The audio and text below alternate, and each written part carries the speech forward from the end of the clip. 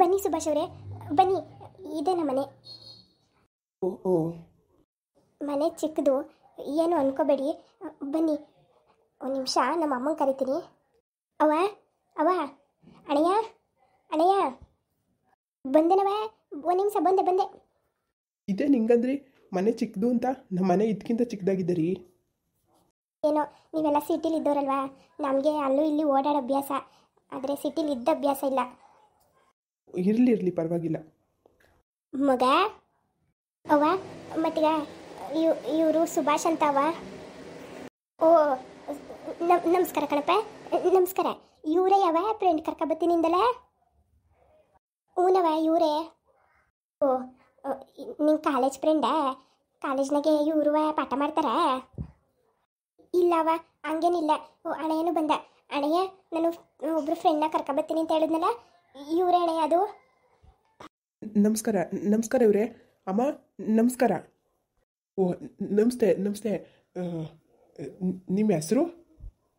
ನನ್ನ ಹೆಸರು ಸುಭಾಷ್ ಅಂತ. ಸರಿ ಸರಿ. ಇದೇನು ಮಗ ಈಚ್ ಕಡೆ ನಿಂತ್ಕೊಂಡು ಮಾತಾಡ್ಸ್ತಿದ್ಯಾ?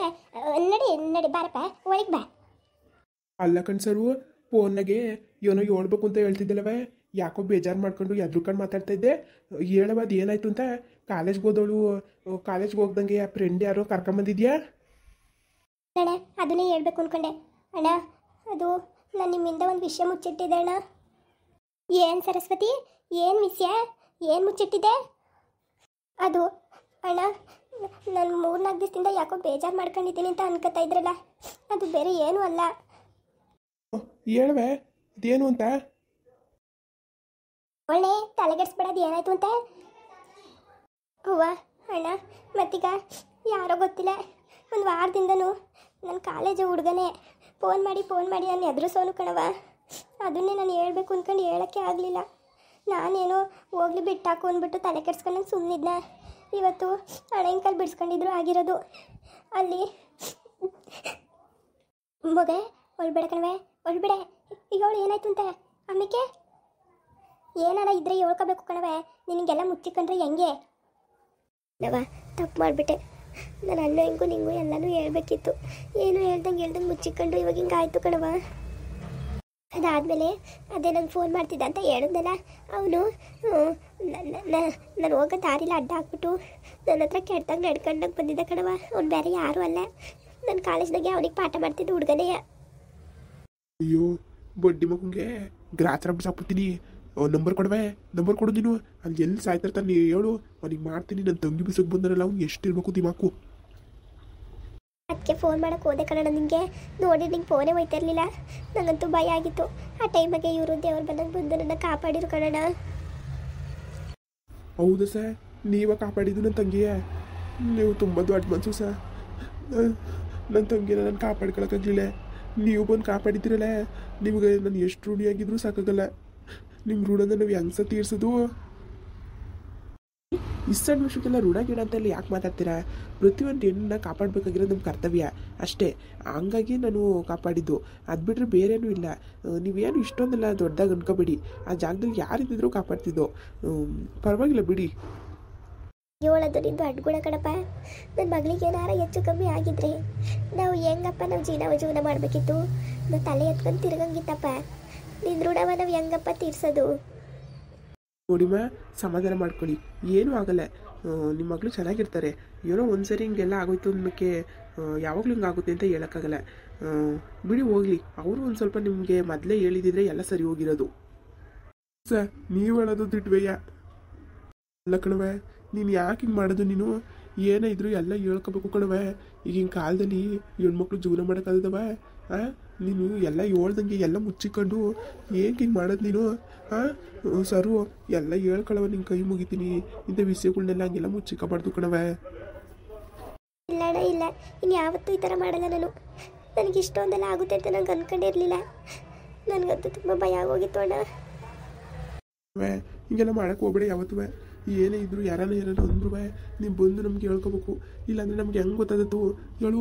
ಹಿಂಗೆಲ್ಲ ಹೆಚ್ಚು ಕಮ್ಮಿ ಆಗಿಬಿಡ್ತವೆ. ಇವ್ರೇನೋ ಬಂದಿಲ್ಲ ಅಂತಿದ್ರೆ ಏನು ಮಾಡಬೇಕಿತ್ತು ನಾವು? ಹೇಳು ನೀನೇ.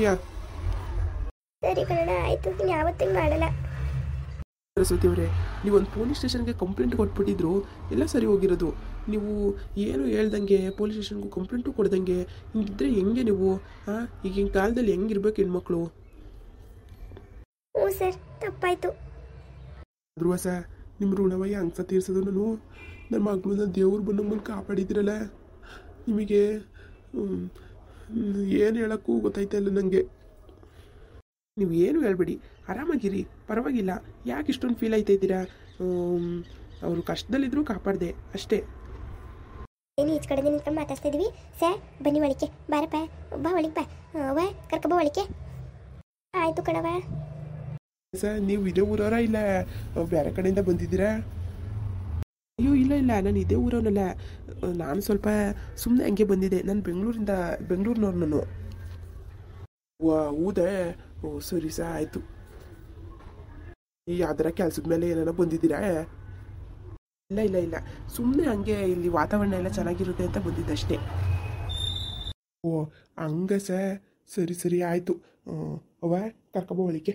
ಸರ್ನ ಕರ್ಕೊಬರೋ ಒಳಿಕೆ. ಅದೇನು ಒಳಗಡೆ ನೀವು ಮಾಡ್ಕೊತೀನಿ. ಕರ್ಕೊಬ ಒಳಗೆ ಮಾತಾಡ್ಸೋಣ.